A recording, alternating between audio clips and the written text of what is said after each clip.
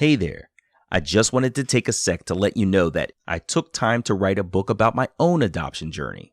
It's called Who Am I Really? Of course. Go to whoamireallypodcast.com and click shop. I hope to make it to your reading list. Okay, here's this week's show. He said, I've always wanted to meet you. She told me all about you. She told me that she was going to look for you, and she did look for you for the rest of her life. She tried to find you, and they wouldn't let her have the records. And he said during the 50s when they were courting, she had made him promise. She told him about me before they were married, and she'd made him promise to be my father if she ever found me.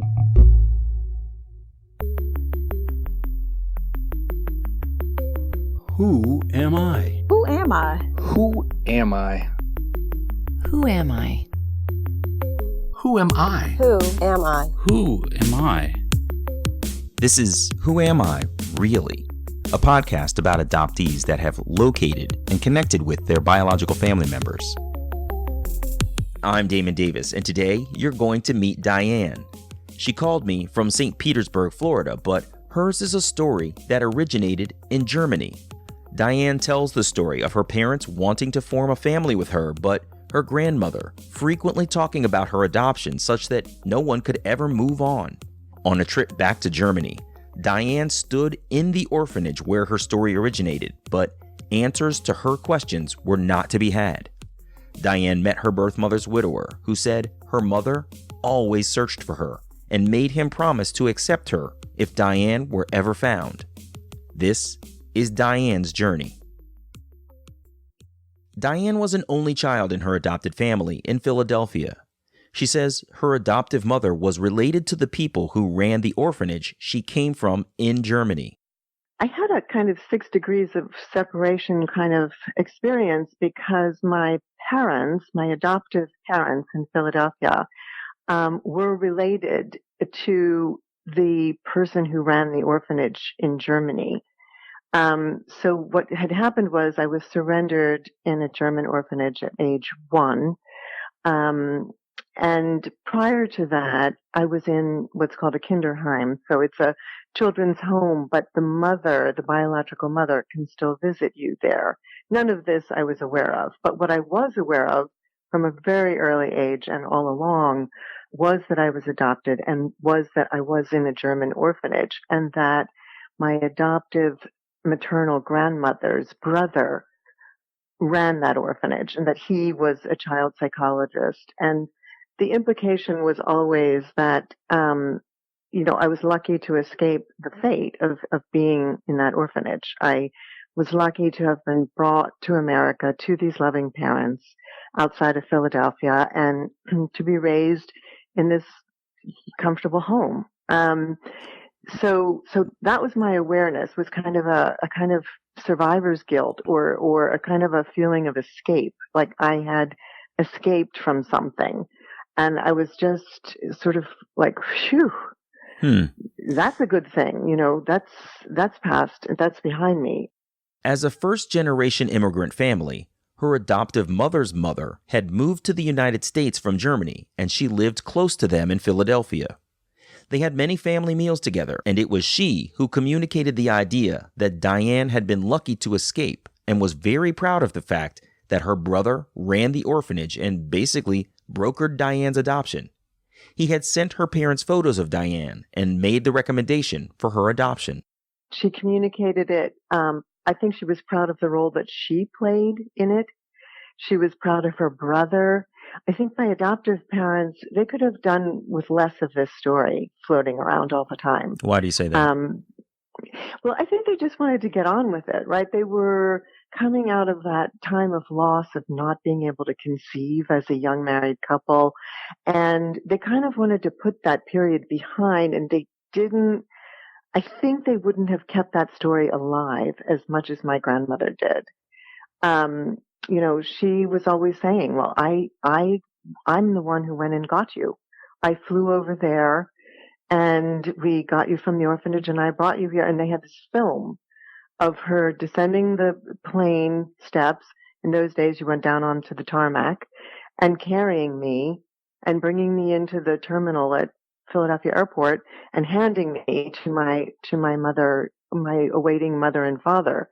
So it was just this moment of pride that she had, where I think my parents were much more interested in me assimilating and in them completing their lifelong wish, or their wish together as a couple, to have a child to kind of complete their family and to complete the dream, you know? Yeah, that's an interesting Yeah. thing. It's in any sort of challenging, deeply emotional situation, there are those who want to move on from it. Like, you want to acknowledge it, you have lived it, that has happened, and now, it's time to move on with life. And then there are those who have also been in the situation, and they keep saying, you remember the time? You remember back then? Oh my gosh, I remember when, and they prevent you from moving forward. And that can be an interesting juxtaposition and especially, as you've said, your parents were trying to move on also from the probable pain of not being able to conceive a child themselves. And so here's, her own mother. This was your mother's mother?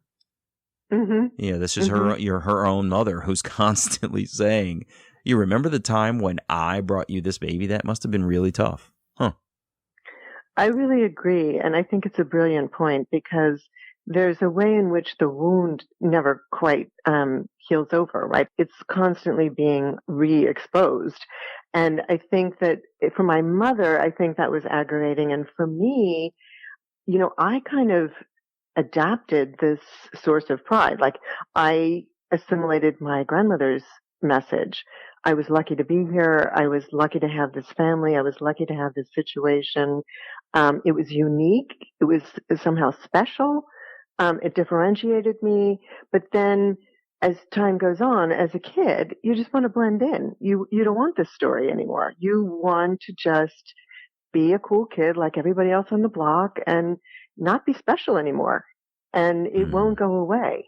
When Diane was about 7 years old, she thought perhaps she was going to have an adopted sibling. She had opened her mother's desk drawer, where she found an envelope with an assortment of photos of children, including herself. And I saw my own picture and all these other kids. And I remember just like sitting back on my heels, like, the sweat, you just start to perspire. You just are, you're just hot suddenly. It's like it's that adrenaline rush of, right. Yeah. Right. Yeah. And you're seeing actually the reason you came, there was you, and there was this description of you, and had a sunny disposition. That's what they said. And I was struck by that, because I thought, well, I have to keep that up, right? I have to keep up that sunny disposition, or else I might have to be sent back, returned or something. It was like this was part of the sales pitch, the marketing material around you. Exactly. Wow. Exactly. This is how I was promoted. So, I mean, but I kind of was that, but at the same time, it got lodged into my consciousness at that point that I had to keep that game on. So I had to ask her, am I getting a brother or sister? Or, I had to obliquely ask her. It turned out that they never adopted other children. So my curiosity about what that might be like was, that was the end of that. That's really interesting. Can you remember examples of times when you felt like, oh, this is one of those moments where I better look sunny and have a sunny disposition? Or just how did it impact your personality? I mean, I get the impression that it was, in fact, very much part of you anyway, but I get the impression also that there were times when you thought to yourself, ooh, this might be one of those moments. Well, when you were like introduced to other kids, like to other, couples' kids, and especially, it could be a girl or a boy, but I can remember thinking, because it would be, especially if my grandmother was present, it would be, well, and she's the girl that we got, from Germany, and I'd be like, I just, want that to go away. Or I just wanted to own the information. I said I was much too young to be able to say that that was what I was feeling, but I wanted to express it when I was ready to express it and on my own terms. And so I might be thinking to myself, oh, now that little boy knows that about me, and I'd have to stand there and be kind of performing this happiness ritual of, yes, here I am, the happy smiling child, who's lucky to be in this family, and of course I was lucky. There was, but there is that lack of agency, right? There's no owning your situation. It's actually kind of, manufactured for you, on a kind of a continual basis. And I think that's something that a lot of us adoptees really struggle with, is just being able to own your own narrative. There's no way of preempting it. There's no way of holding it as your own until much later, when you're out of the house and out of the story and you look like others and people don't know that you're necessarily adopted. And that seems more organic to me and more natural. When Diane was 17 years old, her grandmother took her back to Germany. It was a coming-of-age rite of passage for her. Her grandmother and adoptive mother had been returning to Germany for years, visiting family and friends in their homeland. The family was making every effort to maintain their ancestral connections. But of course, for me, it was much more loaded than that. I was tapping into something, a lodestar, a kind of a home, if you will. And so for me, it was a completely different experience than just going back and meeting all the aunts and uncles and sitting around and having coffee klatch. And, yes, I was happy to learn about my German heritage. I was more than fascinated to learn more about my adoptive relatives, but there was something in me that was just instantly galvanized. When my grandmother said, okay, well, we've gone to Germany now 4 or 5 times, and now these aunts and uncles would like to meet you, and, it's time that you went back to, our homeland. And I'm thinking, but it's my homeland too. And for me, I was instantly riveted by the idea of going to Germany, because I knew that for me it symbolized much, much more than just a trip back to the old country. Let's consider the family dynamic for just a moment. Diane's grandmother, a native German who only learned English when she arrived in the States, felt a deeper connection to her country than her daughter, a woman born and raised in America. So naturally, the trips back to Germany meant a lot more to Diane's grandmother because she was truly going home to the place where she grew up. So Diane's parents didn't go with her on that first trip to Germany. It was just Diane and her grandmother. They visited her grandmother's family in a small town of only a few thousand inhabitants in the southwest region of the country, a northern suburb of Stuttgart. Diane knew from her grandmother that she was born in Stuttgart, that the orphanage or Kinderheim was also in Stuttgart, and she got the sense that those details really should be enough to satisfy her about her own origins. Just knowing this much should be enough. And anything else would be, when I finally met this uncle, my grandmother's brother, he told me flat out that anything else would be just too confusing. And children were not meant to know about their biological families. That would make their loyalties divided, and they were only to have one family. That's how it was to be. And that the only way to cement that in your heart was to not know anything else about their biological family. But he held firm on this idea that the one family, and of course, inside me, there was just this loud protestation. I thought, no, I love my parents. I will never not love my parents, my adoptive parents. I simply need to know. And also, I was so close, so tantalizing. Yeah, Here right. I was talking to people that I knew full well he must know something. Right. And no, but it was a kind of like the glass door just dropped down right there. Like you just couldn't ask, or you couldn't know. You could ask, but it was futile. That glass door coming down, blocking Diane from her information, changed the trip for her. She said she was thrilled to meet people she had heard of and put faces and names to stories. But the real impact came when her grandmother and granduncle took her to the Kinderheim. Once we got to the orphanage and I met the woman who had been the caretaker there when I was there. So she remembered me as a baby. And I felt like, wow, a witness, knew that I existed prior to this life in America. Someone saw me and I actually existed then. And I felt very, witnessed, sort of validated for that part of my life that I was meant to kind of disavow. But she wasn't allowed to talk either. So I asked her, in German, because I learned a little German in school and I'd been picking up a little German. I was asking her, did she know my mother, my biological mother, or, did she know anything about my past? And she was sworn to secrecy as well. So at that point, something in me kind of closed down in a way, like went into a kind of melancholic state of kind of mourning, of feeling very sorry for myself, actually, that I had come this far and I wasn't going to learn anything else. And I knew in my heart, something in my heart that I deserved to know. I knew it was somehow a birthright. It felt like a primal right. And I was being thwarted. And, we lived during a time, this was like the 1970s, right? So, it was when, the 60s and 70s, individuals mattered. Like, it was power to the people. You could make a difference. You could take action. There was a sense of individual power. Right. And at that moment, I felt like it drained out of me, that I as an individual didn't have any power. I didn't matter. What mattered was this scenario that was being construed, and I was just to go along with it.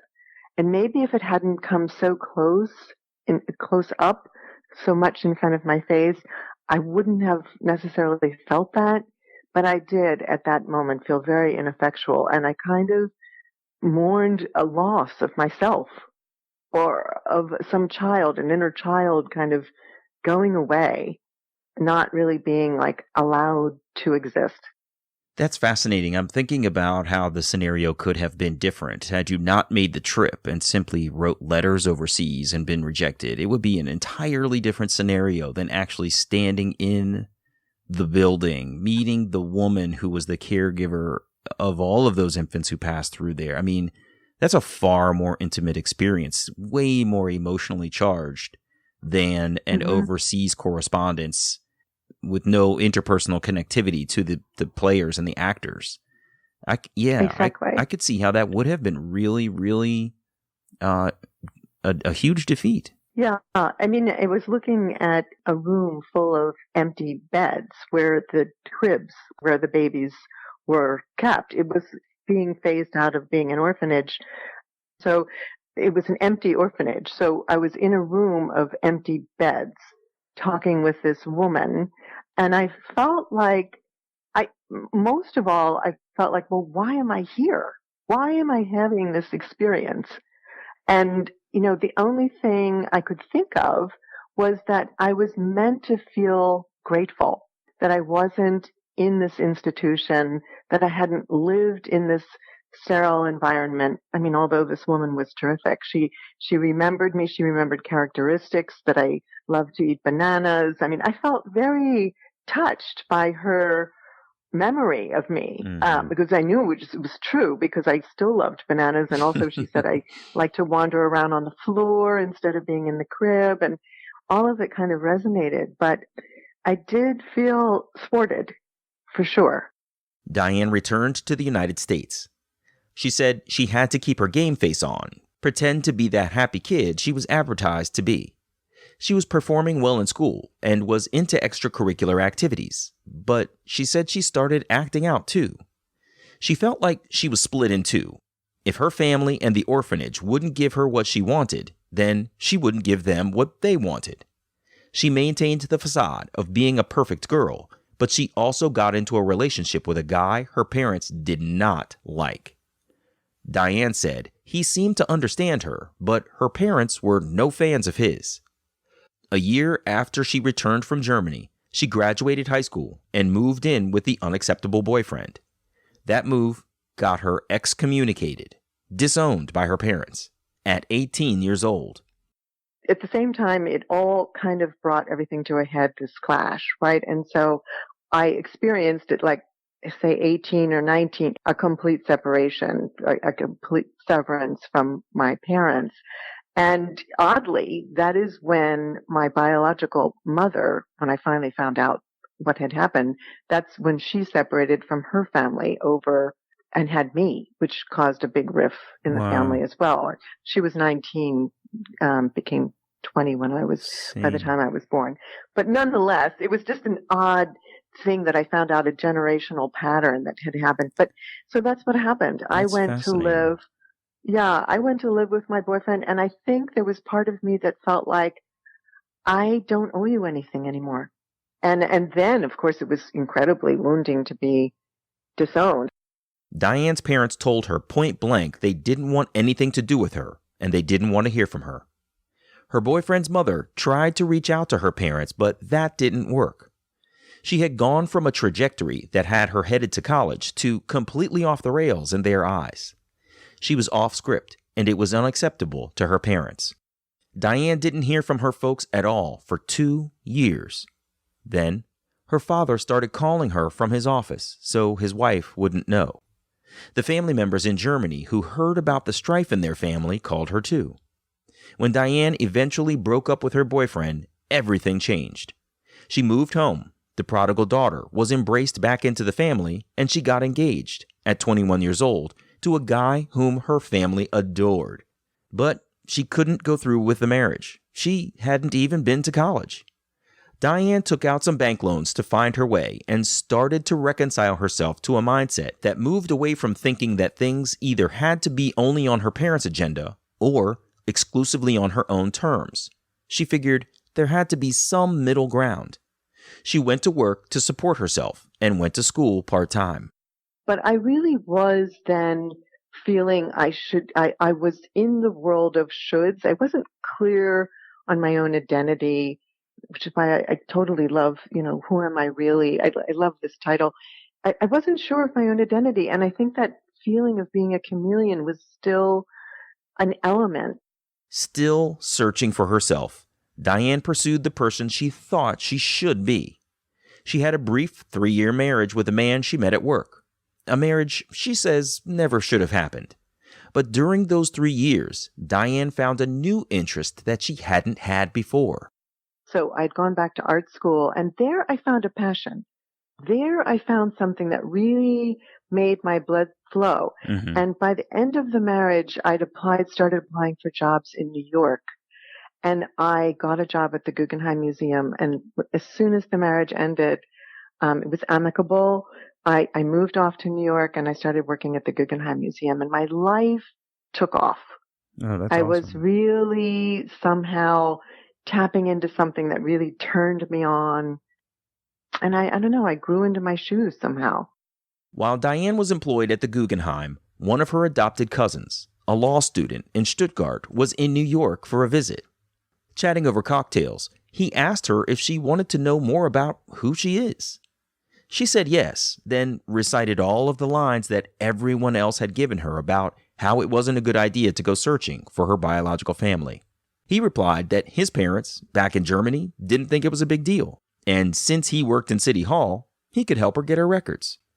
At 36 years old, Diane's adopted cousin provided a copy of her birth certificate.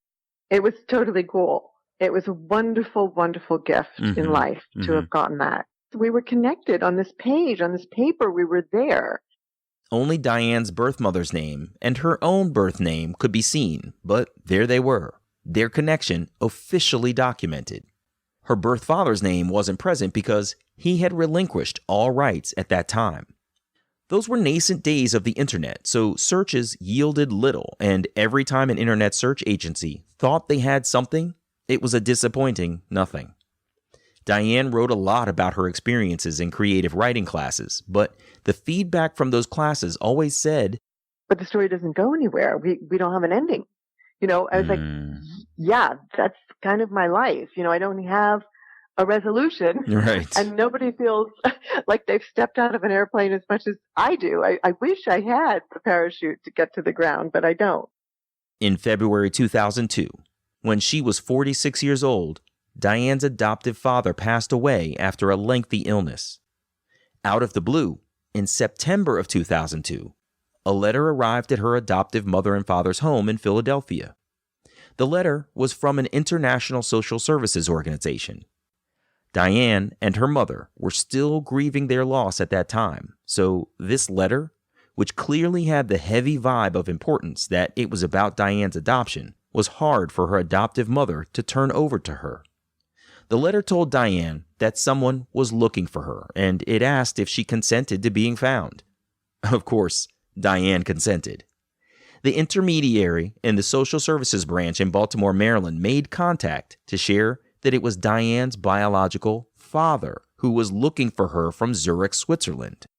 So I was sitting at work one day at the gallery, and I got the phone call. And we had Swiss collectors. So when I looked at the caller ID, I didn't know if it was another collector or who it was, but it was him. Wow. And we had open offices, so I had to have this conversation, like out in the open. And I said, hello, I'm so glad you called. And of course, we both were so glad. So it was very it really was transfixing. It was something that went beyond any kind of experience I'd ever had. Their conversation was brief, with a lot of small talk, but they agreed it would be good to keep in touch. Diane gave the man her home and mobile phone numbers, and they talked, comparing traits that they shared between them, like most adoptees and birth parents beginning a reunion do. But then I found out that he was actually keeping this whole thing a secret from his wife. So it really threw a curve into the whole sense of intimacy and honesty about it. Then suddenly got tainted. He wanted to be sure we had to have the DNA test had to be done. And, while all this was happening, she knew nothing. And then that made me feel very kind of scummy and, not out in the open. So anyway, it all blew up because she happened to have read one of his emails and found out that he, in fact, had initiated this search, that I existed. She didn't know I existed. So right away, I kind of went back from having been discovered and being extraordinary to being unwanted, like something that appears in a marriage that then, what do we do with this? Yeah. It's like a stain on the carpet. You're like, oh, crap. Exactly. How do we, right, exactly. But then, with time, she came around and she became one of my leading advocates, if not a close friend, because he, hadn't given her credit to understand, well, as a mother, he'd married 15 years after, having the liaison with my biological mother, and when they married, had 2 children. So she was a mother. She said, of course I understand that, this is important, that he reclaim you or get in touch with you. But she was just so sad that he hadn't taken her into his confidence. Diane talks about her first meeting with her birth father, who flew to New York to meet her. Well, it had this kind of otherworldly feeling. It was I met them, I went out to the airport, to Newark Airport, to meet them. I was completely mesmerized by my biological father, of whom I have a drop-dead likeness. I'm the spitting image of him. I knew that because we had also exchanged photographs via email, but in real life, there was just something, the electricity of the chemistry of someone that you're related to is so completely different. Of course, we look exactly alike and we even had some mannerisms that were alike. So it was extraordinary. It was otherworldly. It was all those things. That's amazing. She spent 3 days with her birth father, Otto, in New York on that first trip. Otto also had an old friend who lived in the city. When Otto first found Diane, his friend went to visit her at the museum to meet Otto's long-lost daughter. The three of them spent time tooling around the Big Apple together. Otto wanted to meet Diane's adoptive mother, so they took a road trip to Philadelphia to make it happen. Otto, he was very cryptic about, and mysterious about, it was always this kind of euphemistic, well, your mother was very sanguine about it. She was willing to surrender you because she thought it would be for the best. It was very oblique. The facts were not clear in all the times that I talked with Otto walking around New York. And then we went to my mother's house in Philadelphia, and he started fudging some of the story. Like he'd brought this file of documents with him. I could see, and I knew that I'd been in the orphanage for a year and a half. And when he was with my mother, I guess he was trying to downplay his role as someone who had abandoned me, right? So he said to my mother, look, we thought she was adopted in 3 days. We thought the matter was settled.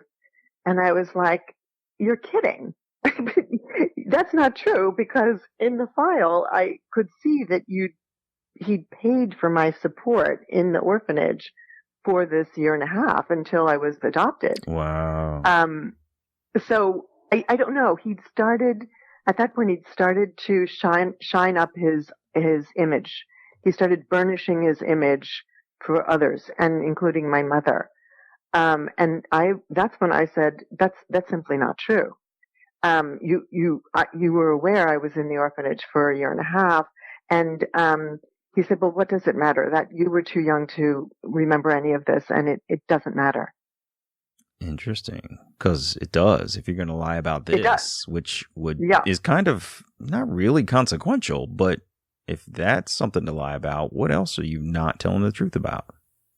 Well, there's definitely that aspect of it. So tell me more. And by then, I'd always been devouring books on adoption and Nancy Verrier's books, The Primal Wound, and I knew perfectly well that the first year of life was critical to a child. And I'd even walked out of a college psychology class when the professor stood up and said, if anything has happened to you during that first year of life, you're forever scarred. And I felt tears in burning tears. I got up and walked out of the class and never returned. But I did do my own investigation, and I knew perfectly well about this first year of life. And so when my mother had said, no, you're right, it doesn't matter. All that matters is that there was a happy ending, and that Diane came here and we raised her and we had this happy family. And I was like, no, you're both just out of bounds here. It does matter. It's terrifically important. And I'm going to get to the bottom of this. And I vowed that I would learn and understand what had happened. Diane made a trip to Zurich, and she reports that Otto paraded her around with great pride, introducing her to many people. But she got the impression that she was supposed to be proud of the fact that he was proud of her. All of that seemed to be less about her and more about him. Diane was still very focused on getting her full truth, but Otto was a huge source of frustration in that quest. She finally told him that he had to help her follow the trail back to her biological mother, Helena, which he agreed to do. Otto went through the German phone book to locate Helena's family. The mutual friend of my biological father had done some matchmaking and had introduced me to the man who became my husband, and I was living with him when my biological father located my biological mother's family. And he called me at my house, at our house, and said, I found the family. Good news, bad news. I've found the family, but your biological mother is already gone. Oh. And I was like, gone? Where did she go? She's dead. She died in 1987. So this was 2004 around. And I was just heartbroken. I was heartbroken that I was that I'd never find out what really happened, and that I'd never meet her. It was just crushing. But when he made the contact with their family, they wanted to meet me. They told him they wanted to meet me. Mm-hmm. And the following year, my new fiance was also Swiss because he belonged to the Swiss American Society that they all knew about in New York. And so we three, my husband to be, my biological father, and I drove to Germany and met her family, which was just this most heartwarming reunion. From Zurich, the drive took hours to the rural area of what is formerly known as East Germany. At the family home, Diane met 6 of Helena's 8 siblings. And we had hours and hours of poring over photo albums and retelling stories about her and her life. 4 years after I was born, she immigrated to America, and she lived in Rochester, New York. She married an American serviceman, and she lived 1 state away from me the whole time. Are you serious? I'm serious. That's crazy. It was crazy. It was crazy, Damon. It was crazy. So it was, even more 6 degrees of separation. But through these delightful people, her family, I found out that my mother had taken a job in the orphanage to be with me, and that she was with me certainly for the full time when she was working there for like the first 6 months. And then after that, she was visiting me. Wow. And it was not a sanguine experience where she decided it was all okay. She did not want to surrender me. She fought it tooth and nail. And I wouldn't have known any of that if I hadn't, met them. Absolutely. Wow. That is unbelievable. How did learning that fly in the face of what your biological father had portrayed, but then also juxtaposed against the fact that he then connected you with them? Like, how did you reconcile all of these pieces in your mind? Well, there was all that weirdness was like a recurring theme, right? I mean, because I'd gotten into situations where I was confronted with my past, and it was different than what I was told like before. So, he was there. They were trying to be diplomatic. But at the same time, I had this creeping sensation like he was kind of an enemy in the midst.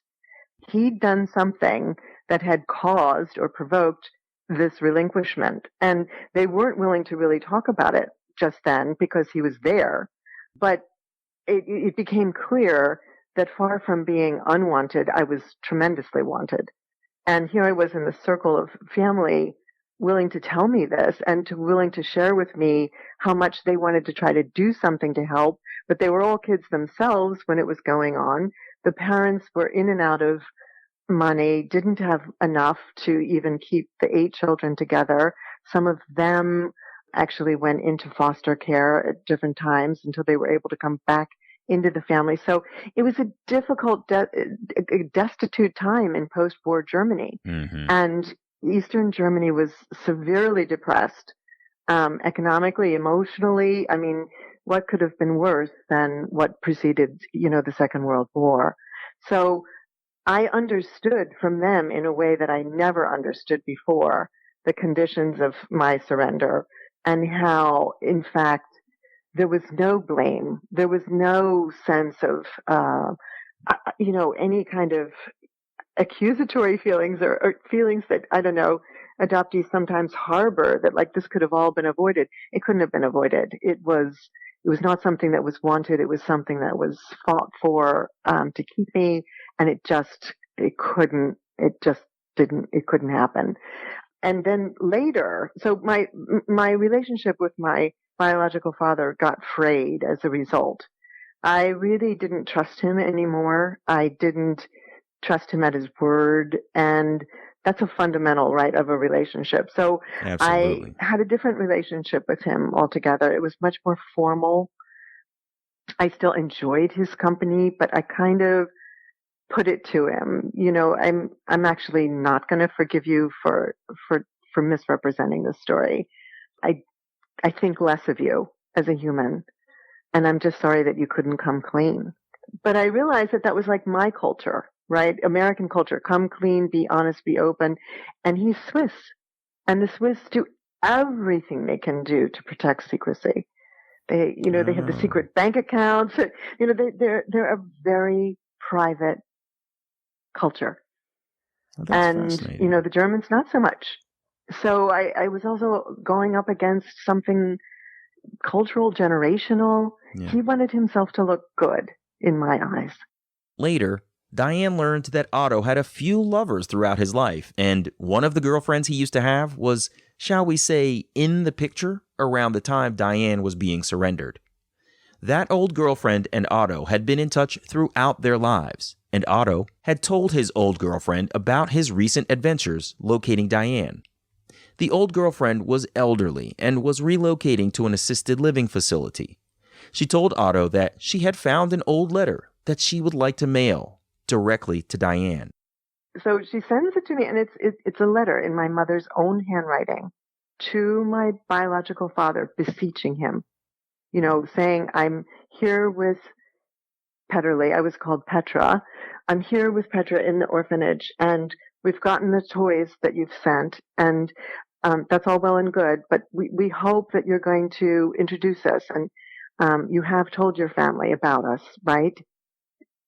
And then it just goes off. She's saying, and I'm holding Petra in my arms and kissing her, and she looks just like you, my biological father, which was true. So anyway, it was the most touching thing, and of course it's my most valued possession. I can only imagine. Of my life. That's in her hand about you to him. Right. At a moment that was critical for everyone involved. Right. And she's not around for you to even talk with her about her feelings. So you get that validation from her own words, from, correspondence that his girlfriend kept. That's really unbelievable. Wow. But validation is the right word. You use the right word. Since Otto found the biological family of her mother in Germany, Diane decided she wanted to search for Helena's widower in Rochester, New York. She called many phone numbers in the phone book for men with the widower's name.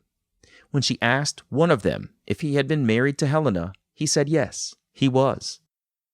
And I said, I'm her daughter. And total silence. He said, I've always wanted to meet you. She told me all about you. She told me that she was going to look for you, and she did look for you for the rest of her life. She tried to find you, and they wouldn't let her have the records. And he said during the 50s, when they were courting, she had made him promise. She told him about me before they were married, and she'd made him promise to be my father if she ever found me. Wow. And he said he would. And I said, I want to meet you. You sound fantastic. Oh my God, that's incredible. So it was incredible, Damon. It really was. It was very emotional. And of course, my husband and I drove up to Rochester to meet him, and he'd saved her hand-knit sweater that she was knitting before she went into Rochester Medical Clinic and never came out. He saved her pocket watch, her grandfather's pocket watch, and he saved all these things for me. He was like, I thought someday maybe you'd turn up. Oh my God, that's incredible. And her family in Germany had done the same thing. I had her pearl earrings from them and her baby spoon. I mean, these people had a kind of faith in the mystery of life, the magical way that it works, that a mother and child find one another somehow, and just in case, they saved all her things for me. I'm blown away. That's really unbelievable. Too. That's so cool. Yeah, it was unbelievably cool. And so even though I don't have her, I have her love. I'm always curious to hear from adoptees who get to hear about their birth parents, but don't actually get to meet them, how the descriptions of that person resonate within themselves. Diane says that while she doesn't look like Helena, she's just like Helena in many ways. A fact that Helena told Diane herself. Well, it was interesting because as much as they say that first year doesn't matter, I actually did have pretty conscious memory of her, particularly a scent. And I talked about that with her brother that I met in Germany. And he said, that's exactly the type. And I said, I think her voice sounded a certain way. I mean, I did not look like her. And I was, but I described her, the impressions that I had of her, very preconscious impressions. And the brother, his jaw dropped. He said, that's exactly what she was like. And, Wow. As a teenager, I'd sewn my own clothes. She had sewn all of her own clothes. And then I did a very strange thing, not the first strange thing I'd done, but I contacted a channeler, a woman that I'd read about through a magazine article who contacted people who'd moved on to the next life. And everybody said to me, the way you are is what she was like. I mean, you don't look like her, but you are like her. You love animals. You love to sew. You're creative, digging in the garden, all the stuff that you do, books, all of that was her. And of course I was thrilled. And then when I did contact this channeler and she named my mother, she described my mother, What? and she said she didn't want to surrender you. She And I said that hadn't right in that moment? Right away. That was the first sentence. And I said, well, I hadn't told her anything. Nothing. Not So even in the I pre-call, like, hey, I'm coming in, I'm looking for my... Not in the pre-call. She said the pre-call was, yes, the pre-call was, what would you like to do? I said, I'd like to contact my mother who's deceased. I didn't say anything else. I didn't say the circumstances, that she was biological, that I was adopted, nothing. And I maintained this skepticism because I thought, well, maybe she Googled me, blah, blah, blah. Then the next thing, she knew the cousin's name who supplied the birth certificate. Oh, wow. And that was a deep, dark mystery. That was something most people didn't know. Oh, So there was no way. Yeah. And then you got to know the whole story to know that piece. Yeah. What? Right. I know. It was fun. And I mean, fun in the, most serious kind of fun. Yeah, sure. And it was very meaningful. And she said the same thing. If you want to know what I'm like, look at yourself. You're very much like me. It's another one of those moments where you just think, wow. That must have given you a chill too, because that also means she's watching. Oh yeah, definitely. Oh yeah. And that's okay. I'm quite comfortable with that idea. I quite like the idea that she's sitting on my shoulder and she's kind of a presence. I'm quite happy about that. That's brought me a lot of peace. Yeah. All of it brought me a lot of peace that I didn't have before. I can only imagine. Tell me quickly about the book, Fixing the Fates. Why did you call it that? Well, I felt like everyone was trying to fix it, like the way horse races are fixed or the way a soccer match is fixed, to preordain the outcome so that I wouldn't necessarily know the truth, but I'd know their version of the truth, whoever's that was, my parents, my biological fathers, that everyone wanted to alter the reality because the most painful thing was to know the truth. And the truth was the only thing that brought me peace. Wow. So for me, I just felt like I had watched this kind of kaleidoscope of manipulation for so long. And I just wanted to name it. That's incredible. That's a very thoughtful way to put it together. I love that. That's amazing. Well, congratulations on your memoir. That's super exciting. And I know the feeling because I'm right there with you. I loved your photographs. I'm so happy for you. Oh my God, that was so exciting. I totally didn't expect that book to walk through the door at the moment that it did. So it was a really meaningful moment, especially because I was with my son. He brought the box of books in the house. He's like, oh my God, this thing is so heavy. And I was like, what could that possibly be? And then I went, oh my God, it's a box of books. And we just had such a moment. It was really cool. And especially because everything in it is basically for him and every generation that follows. So, but I'm excited for you, for your book. Thank you. I'm looking forward to reading it. Thank you so much for taking time to share your story. Damon, you have a wonderful gift for drawing people out, and I congratulate you again on your work. And I know you feel that thread, that connective thread. I think you feel it across generations too, which is so awesome. Yeah. So, just more power to you is what I say. And back to you. Take care, Diane. All the best. All right. Thank you. Okay. Be well. You okay. Bye bye. Bye bye. Thanks, Damon. Bye. Hey, it's me. Diane lived a scripted experience as a child that she felt she had to live up to. It wasn't so much a false narrative, as much as she couldn't control the narrative, and that's disempowering for anyone, adoptee or otherwise. Her trip to Germany with her grandmother started out so well, but to have the glass door slammed in her face is something so many adoptees experience. You want your answers, you may even know where to get them, but someone is standing sentry at the gate, so you can't get inside the walls of your own truth. Even though her birth father turned out to be someone who was trying to save face, I really appreciated that he reached out to her. That took a lot to follow through on. But to hear her birth mother's widower say that Helena searched for her whole life was just awesome. That's what so many of us want to know. What did you do when you thought about us in the years after we parted? You can find a link to order Diane's memoir, Fixing the Fates, an adoptee's story of truth and lies, on her website, DianeDewey.com. That's DianeDewey.com.